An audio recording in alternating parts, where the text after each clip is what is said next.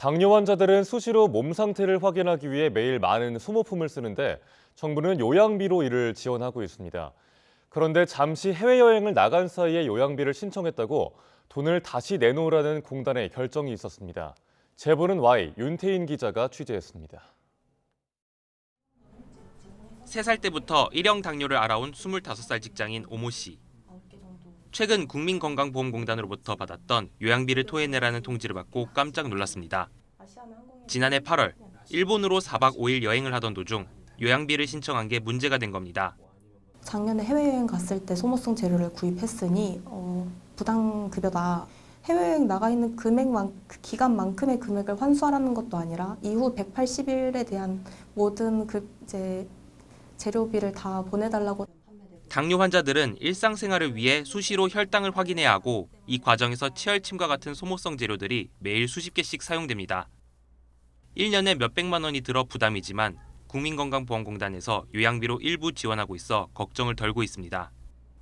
다만 해외에 머무는 동안 요양비 신청은 엄격히 제한하고 있는데 이를 모르는 환자들이 많습니다. 국민건강보험공단은 해외로 출국하면 국내에서는 진료를 받을 수 없는 상태가 되기에 요양비 급여가 중단된다며 국민이 해외에 체류하고 있을 때 대리 처방하는 경우를 막기 위해 이와 같은 제도가 도입됐다고 설명했습니다. 하지만 날짜가 조금이라도 틀어지면 요양비가 줄어들 수 있어 환자들은 정해진 날짜에 맞춰 신청하는 게 현실입니다.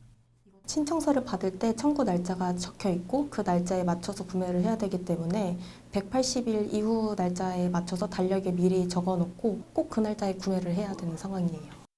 게다가 공단은 환자들이 부당하게 요양비를 타내려고 해외에서 신청한 건지 모르고 한 실수인지 소명하는 기회도 마련하지 않고 있습니다. 공단이 법을 지나치게 기계적으로 적용한다는 지적이 나오는 이유입니다. 너무 기계적으로 적용한 거죠.